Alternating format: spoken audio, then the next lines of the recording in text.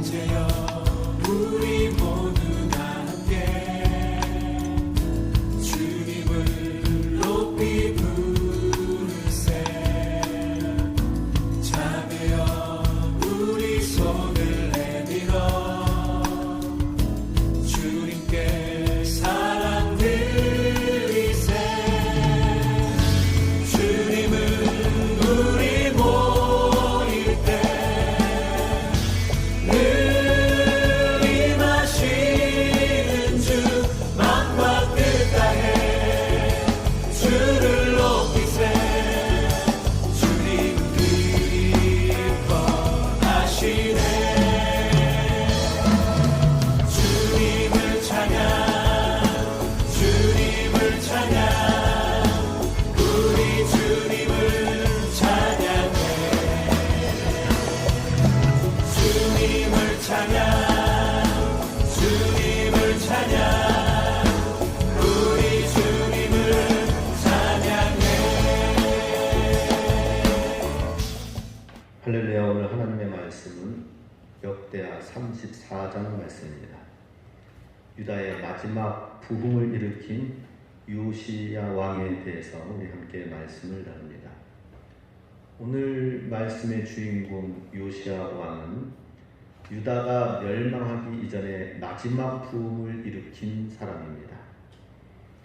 그 마지막 부흥을 일으키는 모든 과정에는 요시야 왕의 그 환경이 오늘 1절에 소개되고 있습니다. 1절 말씀, 요시야가 왕이 오를 때의 나이가 8세라 예루살렘에서 31년 동안 다스리며. 요시야가 왕이 오를 때의 나이가 8세라는 것을 특별히 언급하면서 시작이 됩니다. 8살에 초등학교에 들어가서 이제 코 흘리기, 코 흘리지 말라고 옛날에는 여기 옷에 위에다가 수건을 붙여가지고 주기도 했죠. 그걸로 코 닦고 다니라고. 그렇게 코 흘리게 어린아이를 유다의 왕 위에 오르게 하는 데에는 그만큼 어려운 상황이 전개되어지고 있었다라고 하는 것입니다. 요시야 왕의 아버지는 아몬이고 그 위에는 므낫세고 또 그 위에는 히스기야입니다. 히스기야의 아들 므낫세가 요시야의 할아버지가 된다 하는 것이죠. 그 할아버지가 된 므낫세는 어떻습니까? 55년 동안 통치하였으나 히스기야 왕의 그 훌륭한 모습을 본받은 것이 아니라 오히려 신앙의 회의와 반항으로 말미암아 더 뒷걸음질치고 반대의 길로 갔습니다. 히스기야 왕이 헐어버린 산당과 바알 제단 모든 것들을 다시 일으켜 세우고 1월 성신을 섬기면서 하나님과의 언약이 깨어지는 상태가 되었습니다.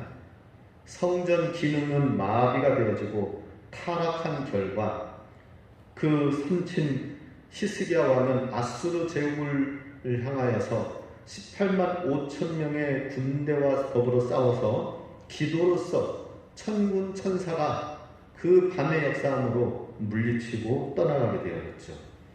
그러나 결국에는 타락의 길로 갔던 므낫세는 그 아버지의 승리와 하나님의 능력을 경험하지 못하고 바벨론 대제국에 의해서 포로로 붙잡혀 끌려가게 되는 상황이 벌어지게 되면서 죄인 취급의 수치를 당하게 되어집니다. 그렇게 하고 온갖 죄악의 값을 치르다가 극적으로 그곳에서 회개하여 돌아왔지만은 유다 왕국은 다시 돌이킬 수 없는 너무나도 기울어져 있는, 영적으로 기울어져 있는 상황에서 그러한 상황을 보고 그의 아들 요시야의 아버지죠 아몬은 하나님을 미워하면서 여전히 하나님을 미워하고 하나님이 싫어하는 그러한 행동들을 따라가면서 할아버지 므낫세가 바벨론에 끌려갔다 오는 것을 보고도 깨닫지 못하고 오히려 우상 숭배로 정치를 하다가 2년 만에 부하에게 암살당하는 일을 당하게 됩니다. 이 요시야 왕의 아버지 아몬은 이와 같이 이미 보여주는 그림들이 다 있지만은 그 교훈을 그대로 따르지 아니하고 우상 숭배의 길로 가다가 2년 통치하고 부하의 손에 암살당하면서 왕궁이 아수라장의 상태가 되어진 상황 속에서 어린 8살의 요시야 왕이 왕에 오르게 된다는 것입니다. 여기에서 이제 요시야 왕은 완전히 전혀 다른 하나님의 길을 걷게 되는 것을 보게 됩니다. 요시야 왕이 부흥을 이루게 된 그 과정은 어떻습니까? 첫 번째로 2절 말씀에 정직하고 좌우로 치우치지 않은 신앙을 가졌다라고 성경은 소개하고 있습니다. 2절 말씀 같이 있습니다. 여호와 보시기에 정직하게 행하여 그의 조상 다윗의 길로 걸으며 좌우로 치우치지 아니하고, 마지막 유다가 꺼져가는 그 등불에 마지막 부흥을 일으킨 요시야 왕은 무엇이라고 소개를 하고 있느냐? 비록 6세의 왕에 올랐지만은 여호와 하나님 보시기에 정직하게 행하였다. 다윗의 길로 걸으며 좌우로 치우치지 아니했다라고 하는 것입니다. 마치 사무엘처럼 어린 나이에 요시야 왕과 하나님을 잘 섬기면서 나아갔습니다. 여호와 보시기에 정직히 행하였다라고 하는 것은 하나도 한 번도 거짓말을 행하지 않았다는 말이 아니라 하나님 말씀만 붙잡았다라고 하는 그런 의미가 있습니다. 정직하게 행하였다라는 것은 하나님 말씀이면은 그 길로 가고 하나님 말씀의 길이 아니면 그 길로 가지 아니하였다라고 하는 것입니다.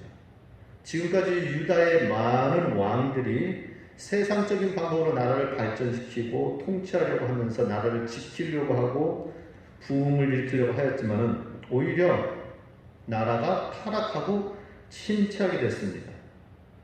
자기의 방법대로, 세상의 방법대로 나름대로 똑똑하게 하려고 하지만 오히려 더 많은 적들이 침략해와가지고 재물을 빼앗아가면서 나라도 잃고 위기에 처하면서 경제적인 어려움을 갖게 되었고, 반대로 유다 왕들 중에서는 모든 죽을 까닭으로 하면서 인간적인 수많은 것들을 준비하고 갖춰야 되겠지만 무엇보다도 먼저 하나님만을 붙들고 말씀의 부흥을 일으켜야 된다고 할 때에는 오히려 적들이 도망가고 경제적으로도 하나님이 채워주신 것을 보게 됩니다. 이와 같이 요시야 왕은 이 역대의 왕들 중에서 하나님을 잘 섬겼던 사람들, 하나님의 말씀만 붙들면 하나님의 능력이 임하는구나 하는 것을 알았던 것입니다. 그래서 정직한 길로 행하였습니다. 세상의 지혜와 방법과 행복과 유행을 따라가는 것이 아니라 하나님 말씀을 붙잡을 때 경험되어지는 하나님의 능력을 소유하기를 원하였다는 것이죠.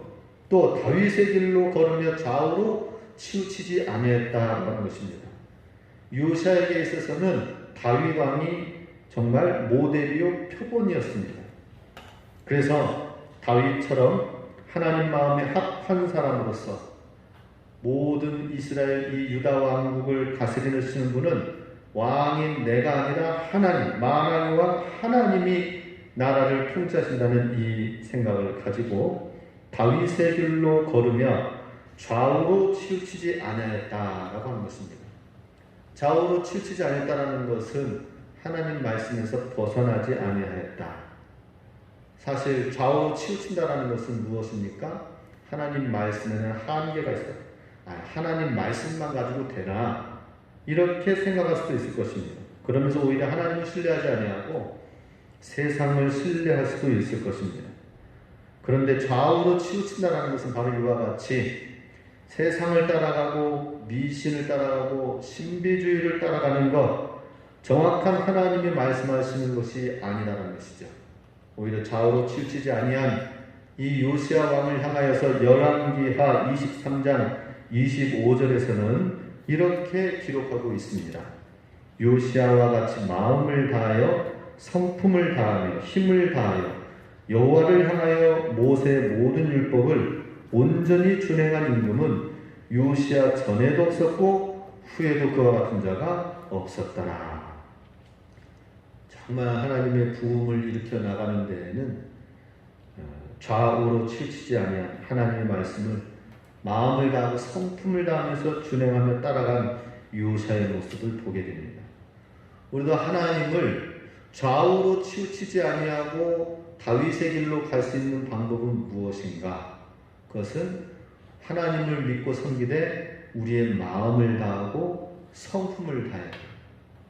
예배 드릴 때에도 하나님께 마음을 다하고 정성을 다하고 성품을 다해야 되고, 일주일간에 살아가면서도 하나님을 섬긴다는 이 마음으로 직장생활, 학생은 공부하는 일, 모든 일에 있어서 우리가 마음을 다하고 성품을 다하여서 하나님을 섬기는 마음으로 모든 일들을 할 때에 좌우로 치우치지 아니하게 되는 것입니다.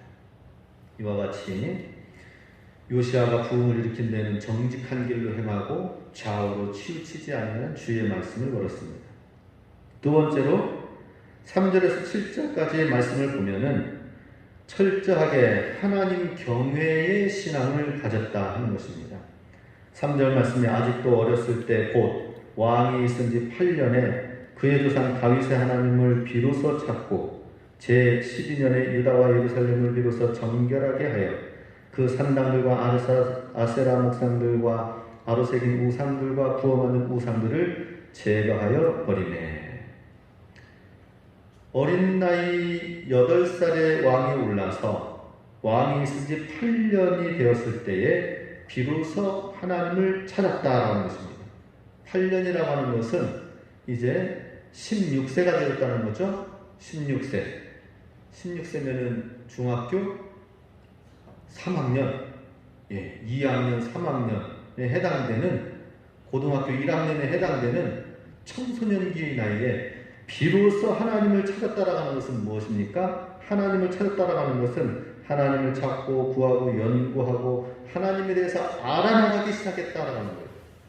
이전에 하나님을 섬기고 따랐던 그 신앙이 이제 하나님에 대해서 집중하고 하나님의 뜻이 무엇인지 분명하게 되어지는 시간들이 되어졌다 하는 것이죠. 우리도 신앙생활 하면서 그냥 우리 신앙의 연수와 시간이 그냥 지나가는 게 아니에요. 주일학교 때 섬기고 배웠던 그 하나님이 중학교, 고등학교 때에는 하나님을 만나고 하나님을 구하는 시간들이 돼야 되는 거예요. 내 인생에 하나님은 어떤 분이신가? 말씀으로, 신앙으로 깨워줘야 되는 거예요. 오늘날 청소년기 때에 하나님이 분명히 만나주시는 것입니다. 또한 우리 신앙도 나이에 상관없이 1년, 2년, 5년, 10년 신앙생활 하였다면 그냥 신앙생활이 똑같이 되어진 것이 아니라 하나님을 분명하게 알아나가고 하나님을 더 찾게 되는 시간들이 주어지게 된다 하는 것입니다. 이전에 작년에 하나님을 섬겼던 하나님과 코로나 시기에 이 시기에 하나님을 어떻게 믿고 섬겨야 될 것인지, 경제적인 어려움, 여러 가지 환경과 예배적인 환경의 어려움들이 있는 이 시기 속에서 우리는 하나님을 어떻게 섬길 것인가, 또 다르게 하나님을 믿고 알고 발견해 나가는 시간들이 주어져야 된다 하는 것입니다. 그리고 나서 20세가 되었죠. 20세가 되어서 유다와 예루살렘을 비로소 정결하게 하고 모든 우상들을 제거하게 되었다는 것이죠. 하나님을 깊이 만나고 난 이후에 4년이라는 성숙한 시간을 가진 다음에 이제는 사명을 감당하는 시기가 되어졌다는 것이죠. 사명을, 하나님을 알아가는 시기, 그 다음엔 성숙해져가는 시기, 이제는 사명을 감당하는 시기가 되어져서 유다의 종교개혁, 1차 종교개혁을 단행합니다. 그것은 모든 4절 말씀에 나와 있죠. 무리가 왕 앞에서 바알의 제단들을 헐었으며 왕이 또 그 제단 위에 높이 달린 태양상을 찍고 아세라 목상들과 아르새긴 우상들과 구워 만든 우상들을 빻아 가루를 만들어 제사전자들을 무덤에 뿌리고, 이제 사명이 무엇인지를 알고 그 사명대로 움직여 나아가는 것을 보게 됩니다. 요시아 왕에게 있어서 국제정세는 굉장히 위기 가운데 있었어요. 아수르를 계속해서 위협 가운데 견제해야 될 것인가, 아니면 바벨론이 또 나타나고 침공하는데 밑에 남쪽에서는 애국이 쳐들어오려고 하는데 도대체 이 국제적인 상황 속에서 그 가운데 샌드위치를 껴져 있는 이 유다는 이미 북이스라엘은 멸망한 상태고 유다만 남아있는 상황 속에서 도대체 무엇을 어떻게 해야 될 것인가 고민이 되지요. 그런데 요시야 왕은 한 가지 중심이 있었어요. 그것은 무엇이냐? 여호와 하나님 경외의 신앙을 가졌다는 것입니다. 하나님이 기뻐하시는 일, 하나님을 위하여서 하나님의 비전과 소명을 이루어야 된다 하는 것이죠. 그래서 모든 바알제단, 태양상을 찍고 바알제단을 찍었습니다. 바알상을 부순다라고 하는 것은 그때 당시에는 어떤 의미냐? 바알상을 부수면은 지금 이 농사를 가나안 땅에 농사를 주관하는 신이 바알신인데 하늘에서 비가 내리게 하는 신이 바알신인데 그 바알신의 신상을 깨뜨린다고 하는 것은 축복을 거둬가고 저주가 임할 것이야 라고 하는 그런 상황이었습니다. 그런데 그거 저주 바알신이 축복 내려주지 않아도 괜찮아. 왜냐? 하나님이 지키시고 하나님이 주관하시고 하나님이 축복해 주실 것이니까 확실하게 이 믿음을 가지고 나아갔어요. 사람들은 저주받는다라는 생각에 바알신도 그냥 놔두고 하나님도 섬기는 그런 애매한 신앙생활을 하였던 것입니다. 오늘날 이 오대산 지역에서 보면은 그 신을 버리고 우상숭배를 버리고 하나님 전에 나오십시오라고 한다면은 나오지 못하는 많은 이유가 뭐예요? 이 불교에서 마수거리를 해놨어요. 종교를 버리고 다른 종교로 옮겨지면은 그 가정에 애군이 뛸 것이다. 저주가 임할 것이다. 사람들이 그렇게 생각하고 있는 거예요. 얼마나 안타깝습니까? 얼마나 어리석습니까? 얼마나 보이지 않는 악한 영에 매여 있습니까? 요시야 왕은 바로 하나님을 경외하면서 모든 이 바알 신상을 부수면 저주받을 것이라는 그걸 깨트리고 부쉈습니다. 태양상을 또한 부쉈는데 이때 당시에 태양상은 주변의 큰 나라들 애굽을 비롯한 아수르와 바벨론이 태양신을 섬기는 데에 앞장섰어요. 그러니 국제적인 관계 속에서 태양신을 존중해야 그래도 국제 교류와 인정을 받게 되어지는데 태양신상을 부쉈다라고 하는 것은 주변 나라의 큰 대제국들의 미움을 살 각오를 해야 된다고 하는 것입니다. 이웃 나라들의 신비를 불편하게 하고 미움을 받고 위기를 자초할 수도 있는 것이지만 하나님만을 기쁘게 하겠다라고 하는 이 믿음을 가지고 태양상을 깨트려 부쉈다라고 하는 것입니다. 우리도 정말 하나님 경외한 신앙을 우리가 회복해야 될 것입니다. 극한 직업이라는 영상을 보니까 거기에 중국 산시섬 거기에 그 치안이라는 시가 있는데 거기에는 진시 황제가 살았던 것이죠. 근데 그 위쪽에 뒷산으로 배경에 있는 곳은 화산이라고 해서 엄청나게 깎아지는 높은 절경의 경치가 있는 관광지로 소개되어 있는 곳이 있습니다. 화산. 그 화산에 짐꾼이 영상에 소개되어 있어요. 극한 직업에. 극한 직업은 굉장히 그 직업이 힘들다고 하는 것을 소개해 주는 거죠. 이 짐꾼이 날마다 짐을 지고 올라가는데 관광하는 사람들은 거기에 올라가는데도 맨몸으로 올라가는데도 너무나도 가파른 돌계단 올라가는데 힘든데 60kg의 짐을 지고 그 짐을 식료품을 거기에 장사하는 곳에 호텔에 계속 올려주고 쓰레기를 받아가지고 내려오고 이것을 한 10,000원 정도 한번 하는데 하루에 10,000원 벌기 위하여서 이 3km의 거리가 되는 그 거리를 60kg의 짐을 매가지고 올라가는 거예요. 돌계단을 오르는 것입니다. 얼마나 극한 직업입니까? 산에서 3km는 굉장히 높은 가파른 힘들고 어려운 거리입니다. 그거를 무거운 짐을 들고 날마다 그렇게 빨리 갔다 오고 나서 좀 더 힘이 남으면은 한 번 더 갔다 오면서 16,000원에서 20,000원을 벌면서 나아가는데 그것도 생활하기가 어려워서 그 부인은 공사판에 가서 일을 해야 되냐 생활을 할 수가 있대요. 이렇게 굉장히 어려운 상황 속에서 일을 하죠. 그런데 그 화산은 도교가 본산입니다. 도교가 나온 그 지역이에요. 그래서 거기에서 힘들게 하고 내려오면서 마음의 평안을 위로를 가지면서 나아가서 하는 일이 무엇이냐면 그 짐꾼이 도교가 있는 사원에 들어가서 거기서 종 땡땡 울리면서 그 앞에 도교신 앞에서 절하면서 행복을 행운을 기원을 빌고 건강을 빌면서 내려오는 거예요. 그때 참 제가 마음이 아팠어요.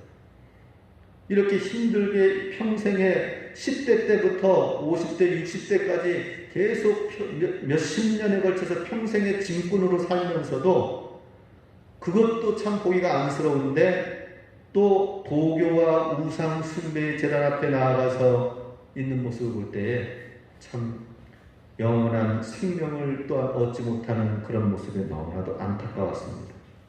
하나님만을 경외해야 되는데 하나님이 아닌 다른 잘못된 신을 따르고 영원한 생명이 아니라 영원한 멸망 가운데 거하게 된다는 이 모습을 볼 때 너무나도 이중으로 삼중으로 너무나도 안타까운 인생인 것을 보게 됩니다. 우리는 하나님을 경외한다는 것이 얼마나 축복인지 모릅니다. 하나님만을 경외해야 할 것입니다. 5절, 6절, 7절에 보면은 이 6절에 므낫세, 에브라임, 시므온, 납달리 지역까지 사면 황폐한 성읍들에게까지 가서 곳곳에 있는 모든 우상 숭배의 것들을 다 가루로 빻아가지고 제거하고 찍고 해서 그 다음에 돌아왔다고 하는 것입니다. 사방 곳곳에 흩어져 있는 유다 땅에, 이스라엘 땅에, 북쪽에 이스라엘 땅에 있는 모든 우상 숭배까지 요시야 왕은 찾아가서 그 모든 우상 숭배의 것들을 다 부쉈다라고 했어요. 우리도 이 열정을 가져야 됩니다. 하나님을 경외함으로 인하여서 하나님을 경외하는 땅을 이루기 위하여서 어떻게 해서든지 정말 이 땅, 이 지역 가운데에 흑암의 어둠의 세력이 물러나도록 우리는 신앙을 잘 가져야 될 것입니다. 우리나라는 어떤 나라였습니까? 1885년 4월 5일에 아펜셀러 감리교에 파송한 아펜셀러 선교사님이 한국의 첫 번째 그 선교하러 들어오기 위해서 인천에 제물포 항구에 들어오면서 부활주일날 들어왔습니다. 부활주일날 들어오면서 기도한 내용이 있습니다. 이렇게 기도했습니다. 우리는 부활주일에 여기 왔습니다. 이날에 죽음의 철창을 부수신 주님께서 이 백성을 얼매고 있는 사슬을 끊으시고 그들로 하나님의 자녀들이 얻는 빛과 자유를 누리게 하소서. 이렇게 기도하면서 선교국에 보고하고 아펜셀러 선교사님과 수많은 선교사님들이 들어와서 복음을 전하였습니다. 그렇게 한 결과 우리나라는 정말 자유 대한민국 속에서 하나님이 주시는 축복 가운데 경제적인 성장을 하여서 하나님께서 이 세상 모든 곳곳에 선교사님들을 파송하고 보낼 수 있도록 하나님께서 우리 교회와 우리 이 나라를 축복해 주셨다고 하는 것입니다. 하나님을 경외하면은 이렇게 축복의 통로로 쓰임받게 되는 것입니다.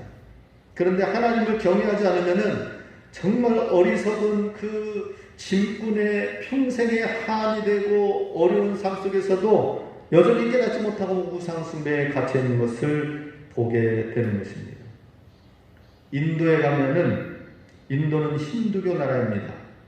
힌두교 나라에는 카스트 제도가 있어요. 4등급으로 나눠집니다. 우리 군준이가 보니까 지난번에 계속 카스트 제도는 4등급으로 해가지고는 외우던데 브라만, 크샤트리아, 바이샤, 수드라 해가지고 외우던데 4등급까지 해가지고 맨 밑에가 수드라 노예 천민입니다. 피정복민입니다. 그런데 그 4단계 제 노예보다 더 못한 사람들이 있습니다.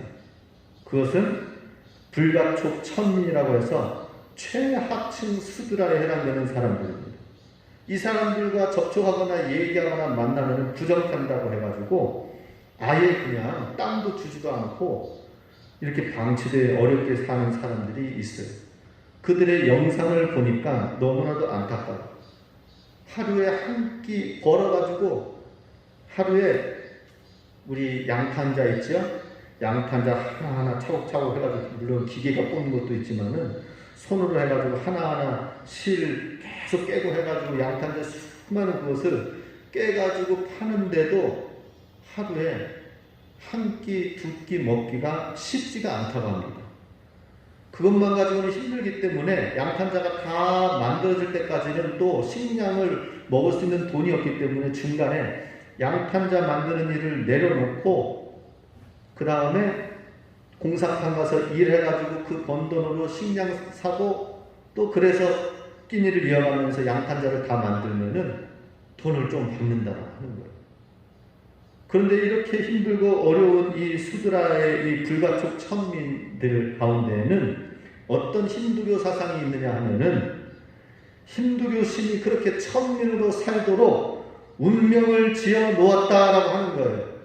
당신들은 그렇게 살도록 힌두 신이 그렇게 운명을 지어 놓았기 때문에 당신들은 그렇게 가난하게 살아야 된다. 우리는 이렇게 불안한 이 숙녀들, 우리는 대접을 받으면서 살도록 돼 있다. 이게 운명이에요. 힌두교 신이 정해준 운명.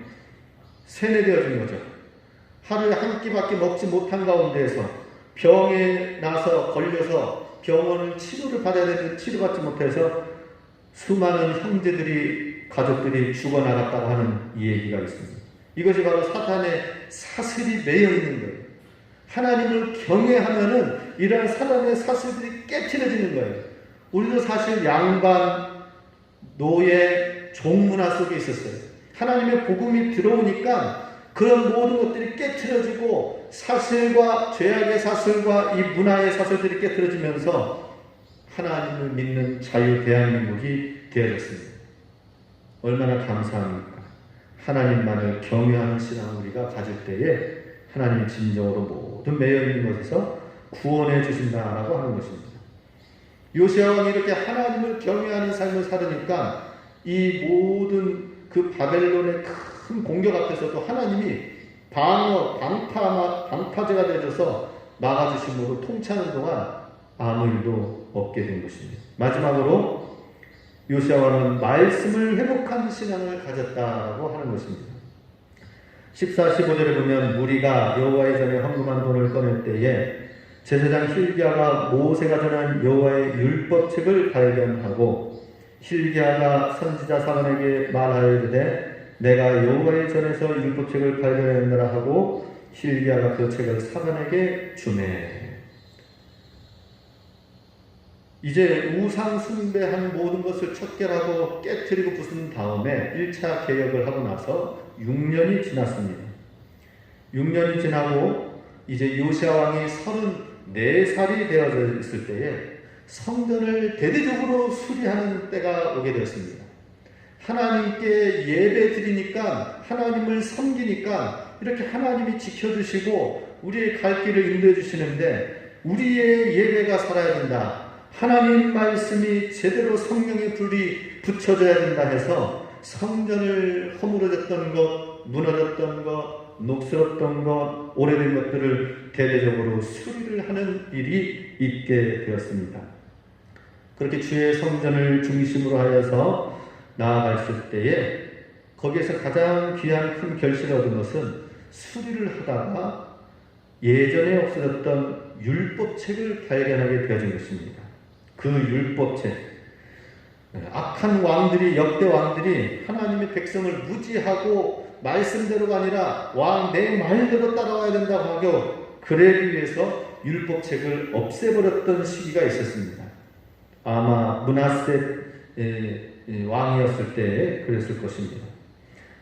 이런 것을 볼 때 사탄은 어떻게든지 하나님의 말씀을 백성으로부터 제거하려고 합니다. 멀리하려고 합니다. 성경을 멀리하게 하고 하나님 말씀과 멀어지게 하는 것이 사단의 수작이다라고 하는 것입니다. 오늘날 우리에게는 성경과 멀어지는 것이 아니라 오히려 사단이 역사하는 건 뭐예요? 방법이 성경이 너무 흔해. 너무 흔하다 보니까 하나님 말씀이 귀하게 여겨지지 않는 거예요. 하나님 말씀이 가치가 없는 거예요. 성경책만 그냥 손에 쥐어지기만 하는 것입니까? 얼마든지 영상에, TV에, 핸드폰에 말씀이 넘쳐나요. 홍수예요. 그러다 보니까 하나님 말씀이 귀하거나 가치 있는 것이 되지 않는 것입니다. 근데 우리는 다시 회복해야 됩니다. 말씀을 회복해야 돼요. 하나님 말씀이 내 삶에 얼마나 소중한가. 하나님 말씀을 읽으면은 우리의 마음과 영혼이 시원하게 되어서 모든 죄악과 고통과 분노 가운데 있는 모든 가득한 우리 마음을 깨끗하게 씻어주신다는 사실을 알아야 됩니다. 하나님 말씀을 통하여 주님을 보게 되면 모든 사물이 분명하고 명료하게 되어지는 것입니다. 하나님 말씀을 가까이 하지 않으면은 모든 사물이 불분명해 분별하지 못하게 되는 것입니다. 또 하나님 말씀을 들으면 우리가 하나님의 은혜에서 얼마나 떠나 있는지를 보게 되고, 또 그동안 내가 엉터리 가운데 살았구나, 하나님의 은혜의 굶주려 있다는 사실을 보게 되고 회개하게 된다는 것입니다. 오늘 그 말씀을 듣고, 발견한 말씀을 듣고 18, 19절에 이렇게 요시아는 반응합니다. 서기관 사반이 또 왕에게 아뢰어 이르되 제사장 hil기야가 내게 책을 주더이다 하고 사반이 왕 앞에서 그것을 읽음에 왕이 율법의 말씀을 듣자 곧 자기 옷을 찢더라. 하나님 말씀을 듣고 내가 이 말씀대로 살아오지 못했구나, 이 말씀대로 살아야 되는데 그러지 못하는 것에 대한 자기 옷을 찢었다라고 하는 것입니다. 하나님 말씀을 정말 우리가 사모하는 마음을 회복해야 됩니다. 하나님 말씀에 대한 분명한 반응을 우리가 가져야 돼요. 초창기 한국에 성경이 없었던 시기가 있었어요. 중국에서부터 한문 성경은 들어왔지만은 한문을 읽지 못하는 그 하층민들은 성경을 이해할 수가 없었어요. 그래서 한글 성경이 필요한 때가 있었습니다. 그랬을 때에 김옥균이라고 알죠? 역사 시간에 배웠나요? 김옥균. 개화사상 가운데 앞장서서 이 새로운 그 제국주의와 여러 가지 신문물이, 서양 문물이 들어오는 때에 앞장서서 고종 왕제 앞에서 앞장서서 새로운 문물을 받아들이기 위하여 준비되었던 개화사상파가 있습니다. 그 김옥균이라는 사람이 일본에 갔는데 일본의 맥클레이라는 선교사님을 만났어요. 그래서 복음과 신앙을 받고 얻게 되었어요. 그 몇 차례 왔다 갔다 이제 받아들였는지 안 받아들였는지 불분명하게 있다가 결국에는 받아들였다고 해가지고 또 나중에 한국의 조선 땅에 가면은 조선 고종 황제를 만나고 알선하여서 선교사가 교육과 의료 사역을 하려고 하는 계획이 있는데 꼭 소개 좀 해주십시오라고 해놓고 나중에 보냈습니다. 그리고 드디어 이제 조선 땅에 맥클레이 선교사님이 일본에서 넘어왔을 때에 김옥균이라는 이 사람이 고종 황제에게 소개를 해줬습니다. 근데 그가 신앙이 있어서 된 것이 아니라 역사의 기록에는 뭐라고 나와 있느냐 하면은 그가 새로운 문물과 우리나라의 서양 의술이 들어오고 교육이 들어오는 데 있어서 연결고리를 해주면은 고종 황제가 그걸 보고 얼마나 좋아하겠습니까? 그리고 그 일에 출세를 위해서 선교사님을 연결하는 데는 있었지만 진실한 신앙을 하는 데 있어서는 그리 분명한 행동을 하지는 않았다라고 기록되어 있습니다. 반대로 똑같이 일본에 간 이수정이라는 사람이 있습니다. 이수정이라는 이 사람이 똑같이 가서 같이 거기서도 공부하다가 이 맥클레이 선교사님과 일본 가운데 있는 선교사님들을 통하여 신앙이 들어오게 됐어요. 그 신앙이 들어오고 말씀이 들어오니까 너무나도 사모하는 마음이 넘쳐나서 그 말씀을 열심히 배웠어요. 배우고 이 이수정이라는 사람이 이 말씀을 우리 저 조선에 있는, 조선 땅에 있는 하나님 말씀을 알지 못하는 사람들에게 이 성경을 읽을 수 있도록 성경을 번역해서 가져오기를 원합니다 해가지고 선교사님의 도움을 받아서 하는데, 선교사님이 도와주기 이전에 먼저 이수정이라는 사람이 한문의 성경을 보고서는 열심히 번역을 해가지고 최초의 마가복음을 번역해서 최초의 한글 성경을 만드는 사람이 되었습니다. 거기에서 끝난 것이 아니라 또 미국에 있는 선교사님들이 더 많이 우리 한국에 들어와서 선교의 사명을 감당해 주세요 하고 미국에 글을 보내서 미국의 신앙 잡지에 글이 쓰여짐으로 인하여 은둔의 나라 한국 조선이 선교사 미국 현지 교회와 여러 사람들에게 알려지면서 그래서 보내준 이수정이라는 사람이 선교사님 보내주세요 간절히 외쳤을 때에 그때 보내준 선교사님이 바로 언더우드 선교사님이다 라고 하는 것입니다. 분명히 똑같이 하나님 말씀을 받았지만은 김옥균이 받아들인 하나님의 말씀, 이수정이 받아들인 하나님의 말씀에 따라서 그 사모함과 그 은혜는 너무나도 차이가 많이 났고요.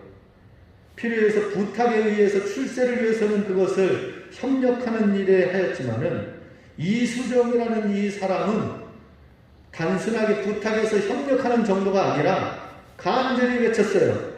우리나라에 하나님의 말씀이 필요합니다. 우리나라에 선교사님이 필요합니다. 만드는데 출판하는데 도와주세요. 선교사님 보내주세요. 그러면서 한국 초기에 하나님의 말씀이 하나님의 복음이 세워지는데 귀하게 쓰임받는 것을 보게 됩니다. 하나님 말씀이 다시금 회복되어지길 원합니다. 31절 마지막으로 읽겠습니다. 왕이 자기 처소에 서서 여호와 앞에서 언약을 세우되 마음을 다하고 목숨을 다하여 여호와를 순종하고 그의 계명과 법도와 윤리를 지켜 이 책에 기록된 언약의 말씀을 이루리라 하고 하나님의 말씀을 듣고 이제 요시야 왕은 마음을 다하고 목숨을 다하여 하나님 말씀에 순종하며 윤례를 지키며 나아갔다. 그랬을 때 하나님의 언약이 이루어질 것이다. 하나님의 언약대로 될 것이다 라는 이 믿음을 가지고 나아가게 되었습니다. 오늘날 코로나 시기에 힘들고 어려운 이 시기에 우리도 이 요시야의 믿음을 귀하게 회복하여서 정직하고 좌우나 우로 치우치지 않는 우리의 삶, 하나님만을 경외하는 삶, 그리고 하나님 말씀을 회복하는 신앙을 통하여서 이 위기의 시기에 큰 부흥의 은혜를 경험하고 하나님이 역사하시고 하나님이 축복해 주시고 하나님의 말씀의 이 빛이 가장 어려운 때에 우리의 믿음이 보여지고 나타내줄 수 있기를 주님의 이름으로 축복합니다. 네, 할렐루야. 기도하겠습니다.